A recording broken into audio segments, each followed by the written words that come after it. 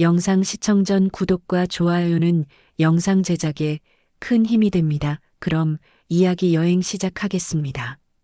주방 창으로 저녁빛이 길게 들어왔습니다. 냄비에서 된장 냄새가 천천히 퍼졌고 식탁보에 오래된 얼룩이 빛에 드러났습니다. 정옥은 수저를 가지런히 놓고 의자를 조금 뒤로 뺐습니다. 가족이 돌아오기 전에 숨을 고르려는 듯이 손등을 문질렀습니다. 현관 비밀번호 소리가 들리자 공기가 바뀌었습니다. 도연은 노트북을 들고 들어와 의자에 기대 앉았고 서영은 휴대폰 화면을 내리며 가방을 걸었습니다. 하늘은 운동화 끈을 털며 자리로 달려왔습니다. 식탁은 금세 따뜻해졌지만 말씨는 바람처럼 얇았습니다. 엄마, 회의 자료 올리고 먹을게요. 전 다이어트 중이라 밥은 조금만요. 숟가락이 그릇을 스치는 소리가 일정하게 이어졌습니다. 반찬은 줄었지만 칭찬은 나오지 않았습니다. 정옥은 김이 엷어지는 찌개 위로 국자를 한 번 더 눌렀습니다. 눈가에 김이 닿자 메마른 기척이 사라지는 듯 했습니다. 하늘은 계란말이를 접시에 옮겨 담으며 사진을 찍었습니다. 아이 목소리는 밝았고 도연의 표정은 차분했죠. 서영은 접시를 바꾸며 고개를 숙였습니다. 자리의 온도가 각자 달라 보였고 그 사이로 김이 가늘게 흘렀습니다. 식사가 끝나자 정옥은 싱크대로 갔습니다. 물줄기가 세게 튀었고 그 앞에서 정옥은 앞치마 끈을 만지작거렸습니다.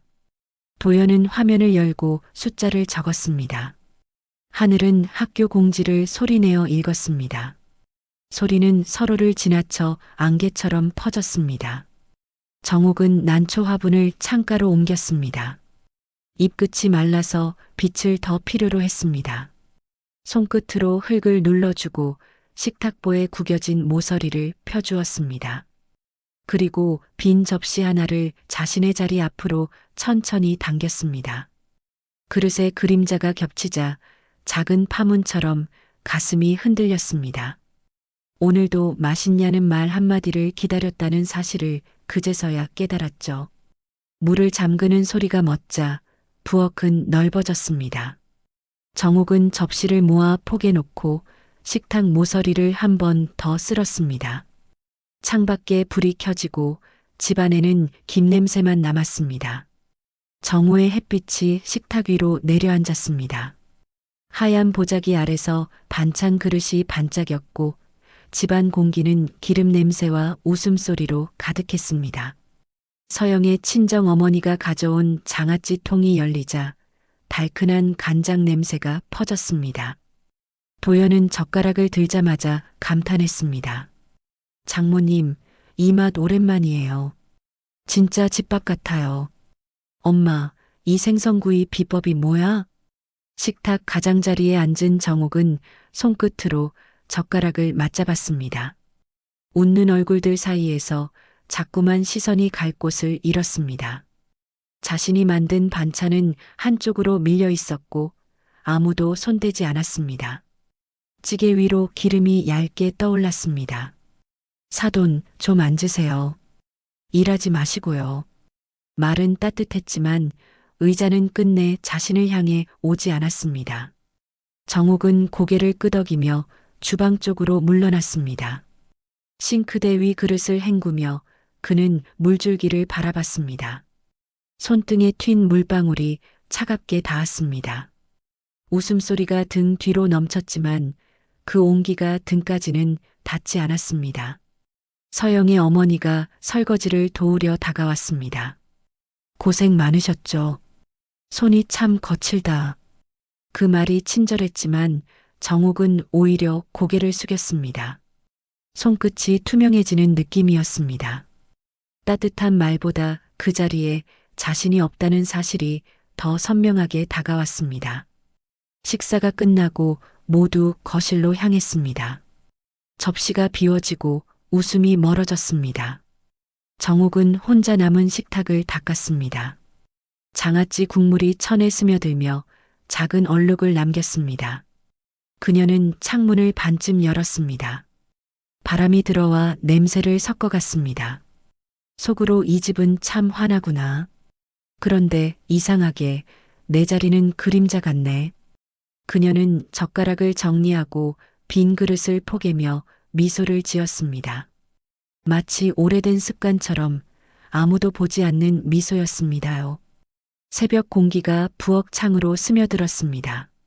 식탁 위에는 어제 남은 반찬 몇 가지가 그대로 놓여 있었고 찬밥이 든 그릇에는 김이 얇게 식어 있었습니다. 정옥은 숟가락을 닦으며 하루를 열었습니다. 손끝에 힘이 덜 들어갔습니다. 서영이 일찍 일어나 머리를 말리며 주방으로 들어왔습니다. 어머니, 이제 아침은 제가 할게요. 어머니는 쉬세요. 그 말이 부드러웠지만 정옥은 순간 손을 멈췄습니다. 쉬라는 말이 이상하게 멀리서 들리는 소리처럼 울렸습니다. 그래. 그럼 부탁하마. 목소리가 낯설게 들렸습니다. 자신이 한 말인데도 어딘가 비어있는 소리였습니다. 서영은 익숙한 손놀림으로 펜을 올렸고 도연히 출근 준비를 하며 커피잔을 들었습니다. 하늘은 식탁 한켠에 앉아 그림 숙제를 하고 있었습니다. 그들의 움직임이 하나의 리듬처럼 이어졌지만 그 안에 정옥의 자리는 없었습니다. 정옥은 창가 쪽으로 물러서서 냄비 뚜껑을 닫았습니다. 뚜껑이 닫는 소리가 유리처럼 얇게 울렸습니다. 아침 햇살이 부엌을 비추자 먼지들이 천천히 떠올랐습니다. 어머니, 오늘 회식 있어서 저녁 늦어요. 그래. 짧은 대답이 부엌 벽에 부딪혀 돌아왔습니다. 식탁볼을 접어 서랍에 넣었습니다. 그 위에 손을 올려두니 천이 따뜻했습니다. 오랜 세월 식탁을 닦던 손의 온기가 아직 남아 있었습니다. 정옥은 찬장에서 작은 반찬통을 꺼냈습니다. 통은 반짝였고 손끝에서 묘하게 가벼웠습니다. 그것을 들고 나가면 뭔가 바뀔 것 같은 예감이 들었습니다. 현관 쪽에서 신발 소리가 멀어지고 문이 닫혔습니다. 집이 조용해졌습니다. 정옥은 깊게 숨을 들이쉬었습니다. 속으로 쉬라 했지. 그런데 왜 이렇게 쓸쓸하지? 부엌 불을 끄고 현관을 바라봤습니다. 문틈으로 빛이 들어왔고 그 빛 속에 반찬통의 모서리가 반짝였습니다. 그녀는 천천히 그것을 가방에 넣었습니다. 이제 자신만의 식탁을 찾아야 할 시간이라는 걸 마음 한구석에서 누군가 조용히 알려주고 있었기 때문이었습니다. 정옥은 작은 장바구니를 들고 골목길을 걸었습니다. 이른 오후의 햇살이 시장 입구를 비쳤습니다. 기름 냄새, 어묵 굽는 냄새, 사람들의 목소리가 얽혀서 살아있었습니다. 오랜만에 느껴보는 활기였습니다. 그녀는 미역 한 줌을 만지작거리다 손끝에 닿은 소금기를 느꼈습니다. 짭조름했지만 묘하게 기분이 좋았습니다. 그때 등 뒤에서 익숙한 목소리가 들렸습니다. 정호가 너 맞지? 고개를 돌리니 영자가 서 있었습니다. 예전 같은 반찬 가게에서 함께 일하던 친구였습니다. 얼굴에는 여전히 웃음이 가득했지만 손에는 장바구니 대신 작은 커피잔이 들려 있었습니다. 어머, 영자야. 여기 웬일이야? 장 보러 왔지. 나 혼자 사니까 먹을 만큼만 사야 돼. 그녀의 말에 정옥은 놀란 눈을 떴습니다. 혼자 살아? 응. 이젠 내 밥은 내가 차려 먹는다. 두 사람은 시장 안쪽의 국수집에 앉았습니다. 김이 모락모락 올라왔고 젓가락 소리가 정겹게 섞였습니다. 나도 그 말이 좋아. 내 밥, 내 입에 넣는 거. 그치? 누가 먹을지 몰라서 맨날 남 걱정만 했잖아. 둘의 웃음이 국수 위에 김처럼 흩어졌습니다. 정옥은 오랜만에 마음이 풀렸습니다. 국물 한 숟가락을 뜨자 속이 따뜻해졌습니다. 시장의 소음이 멀리서 들렸고 마음이 조금 가벼워졌습니다. 영자가 계산을 마치고 메모지를 하나 건넸습니다. 여기 부동산 연락처야. 햇살 좋은 원룸 나온다더라. 나도 거기 근처야. 정욱은 종이를 쥐었습니다. 그 종이의 가장자리가 미묘하게 따뜻했습니다. 집으로 돌아오는 길 장바구니는 비어 있었지만 마음은 묘하게 채워졌습니다. 바람이 옷깃을 스치자 그녀는 잠시 걸음을 멈추었습니다. 속으로 내 밥상, 내 자리를 만들어야겠다. 이제 그게 나에게 남은 숙제 같아요. 햇살이 조금 기울었고 그녀는 그 빛 속에서 천천히 미소를 지었습니다요. 집안은 고요했습니다. 시계 초침이 귓가에 닿을 만큼 조용했죠. 정옥은 설거지를 마친 뒤 손을 닦으며 거실을 바라봤습니다. 불 꺼진 공간은 유난히 넓어 보였습니다. 그때 현관 비밀번호 소리가 어긋나게 찍히더니 서영이 비틀거리며 들어왔습니다. 술 냄새가 희미하게 섞여 있었습니다. 어머니 안 주무셨어요? 잠이 안 와서 꿀물 타줄까? 정옥은 컵에 뜨거운 물을 부어 건넸습니다. 김이 피어오르며 두 사람 사이의 공기를 흐리게 했습니다. 서영은 한참 동안 아무 말도 하지 않았습니다. 그러다 조용히 입을 열었습니다. 어머니 밥이 너무 맛있어요. 그래서 가끔 미워졌어요. 정욱은 고개를 들었습니다. 맛있으면 좋지 않아? 좋아요. 근데 그럴 때마다 제가 작아지는 것 같았어요. 제가 아무리 해도 그 맛이 안 나서요. 서영의 목소리는 작고 흔들렸습니다. 정욱은 눈앞의 김을 바라봤습니다. 김 사이로 며느리의 눈동자가 비쳤습니다. 사람이 익숙한 맛에 길들면 새 맛을 겁내게 되죠. 저도 알아요. 근데 그 겁이 어머니 앞에만 서면 더 커져요. 서영은 천천히 컵을 내려놓았습니다. 물결이 한번 흔들리고 이내 잠잠해졌습니다. 미워도 괜찮아요. 그게 사람 사는 거죠. 서영이 울음을 참으려는 듯 코끝을 훔쳤습니다. 정욱은 손등으로 탁자를 쓸었습니다. 나무결이 거칠게 느껴졌습니다. 속으로 이 아이도 나처럼 누군가의 인정이 필요했겠지. 그걸 몰라서 미워만 했구나. 어머니, 제가 너무 늦게 얘기했죠? 늦지 않았어. 밥은 식어도 마음은 다시 데우면 되니까. 서영은 고개를 끄덕이며 물을 삼켰습니다. 그 한 모금이 울음과 함께 넘어가는 듯 했습니다. 정욱은 등을 돌려 부엌불을 껐습니다. 남은 불빛이 벽에 희미하게 번졌습니다. 그녀는 느릿하게 숨을 내쉬었습니다. 속으로 밥 냄새만 남은 집이 이렇게 따뜻할 수도 있구나. 이날 밤 두 사람의 말은 오래 남았습니다. 점심 무렵 부엌엔 국물이 보글보글 끓고 있었습니다. 정욱은 국자를 들고 간을 보고 있었죠. 그때 서영이 급히 들어왔습니다. 어머니, 김치는 이렇게 크게 썰면 애들이 먹기 힘들어요. 우리 집은 이렇게 먹어왔어. 그러니까요. 그게 불편하다고요. 도연은 신문을 들고 있다가 눈치를 보며 자리에서 일어났습니다. 공기 중의 열기가 미묘하게 높아졌습니다. 정욱의 손이 잠시 멈췄습니다. 국자 끝에서 국물이 뚝 떨어져 불 위로 튀었습니다. 그럼 내가 하든지. 짧은 말이었지만 방 안의 공기가 멈춘 듯 했습니다.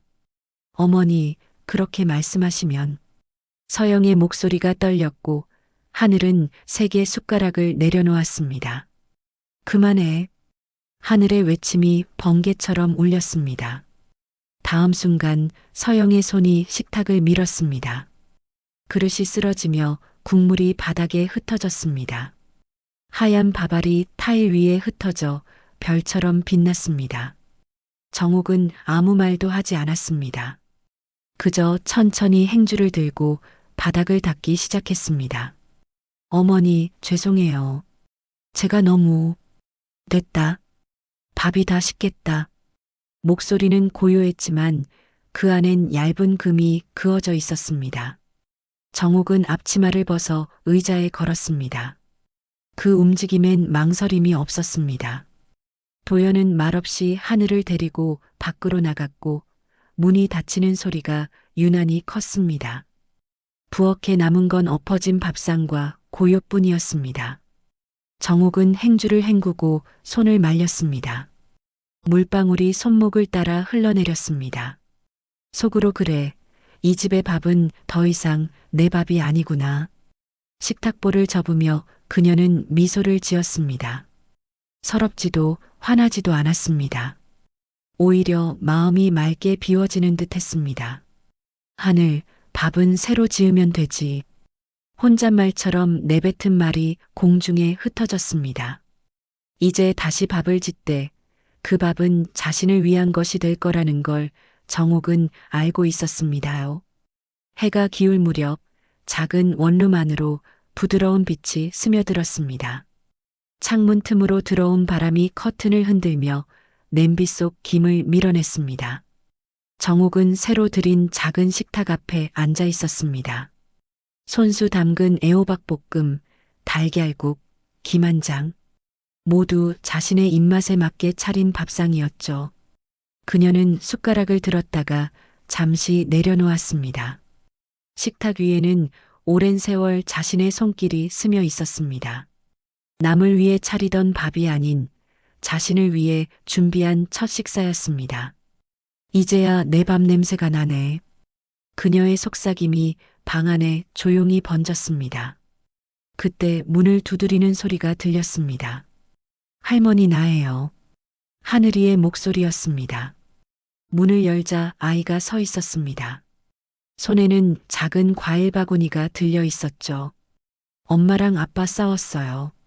그래서 그냥 왔어요. 정옥은 놀랐지만 미소를 지었습니다. 그래, 잘 왔다. 밥 먹자. 식탁에 둘이 마주 앉았습니다. 하늘은 달걀국을 한 숟갈 뜨더니 얼굴을 환하게 폈습니다. 와, 학교 급식보다 100배 맛있어요. 100배밖에? 둘의 웃음소리가 방 안을 따뜻하게 채웠습니다. 김이 하늘로 피어올라 천장에 닿았습니다. 식사를 마치고 나서 하늘은 진지하게 말했습니다. 할머니, 밥상 차리는 사람 마음이 어떤 건지 이제 조금 알 것 같아요. 정옥은 잠시 말을 잃었습니다. 그 눈빛이 오래전 자신의 젊은 시절과 닮아 있었습니다. 그 마음을 알면 됐다. 그녀는 아이의 머리를 쓰다듬었습니다. 해가 지고 방이 고요해졌습니다. 하늘이 돌아간 뒤 정옥은 빈 식탁에 손을 올렸습니다. 나무결이 부드럽게 느껴졌습니다. 그 자리엔 더 이상 외로움이 앉아있지 않았습니다. 속으로 그래, 이 밥상은 이제 나를 위한 거야. 그리고 언젠가 다시 함께 나누게 되겠죠. 그녀는 창문을 열었습니다. 바다 냄새 같은 밤바람이 들어왔고 커튼이 부드럽게 흔들렸습니다요. 이른 아침 창문 사이로 햇살이 길게 들어왔습니다. 주전자가 끓어오르며 방 안을 데웠습니다. 정옥은 작은 컵에 차를 따르고 창가에 앉았습니다. 바람이 커튼을 살짝 밀었습니다. 그때 전화벨이 울렸습니다. 어머니, 저예요. 서영의 목소리는 조심스러웠습니다. 그 애호박 볶음은 물을 얼마나 넣어요? 정옥은 잠시 웃음을 터뜨렸습니다. 호박이 땀을 낼 때까지만. 너무 세게 불 올리지 말고. 네, 알겠어요. 전화 너머로 조용한 숨소리가 들렸습니다. 어머니, 그날 정말 죄송했어요. 저는 강해지려고 하다가 자꾸 모질어졌어요. 나도 내 자리를 몰라줬지. 서로 다 바빴으니까. 문이 두드려졌습니다. 도영과 하늘, 그리고 서영이 조심스레 들어왔습니다. 손에는 도시락통이 들려 있었습니다. 밥 같이 먹을 수 있을까요? 정옥은 고개를 끄덕였습니다. 작은 식탁에 넷이 둘러앉아 조금 비좁았지만 모두가 조금씩 몸을 옆으로 당겨 자리를 만들었습니다. 오늘은 제가 상 차릴게요. 서영은 익숙하지 않은 손으로 반찬을 펼쳤습니다. 어머니가 말씀하신 대로 했는데 간이 맞을까요? 정옥은 젓가락을 들어 한 입 떴습니다. 좋구나. 너무 세지도 않고 딱 좋아. 정말요? 그래. 이 맛은 내 손맛이다. 방안이 따뜻하게 웃음으로 채워졌습니다. 식사가 끝나자 서영이 물을 받아 컵을 헹궜습니다. 물살이 유리잔을 타며 반짝였습니다. 어머니 아니, 엄마라고 불러도 될까요? 정옥은 잠시 숨을 고르며 웃었습니다. 밥 다 먹고 설거지도 같이 하면 그때 불러. 모두가 동시에 웃었습니다. 하늘은 박수를 쳤습니다. 창문 너머로 햇살이 들어와 식탁 위 그릇들을 반짝이게 했습니다. 정옥은 그 빛을 바라보며 속삭였습니다. 속으로 그래요. 밥은 이렇게 이어지는 거죠. 서로의 이름을 나란히 앉히는 일. 그녀의 미소가 햇살에 스며들며 방 안의 공기가 더 따뜻해졌습니다요.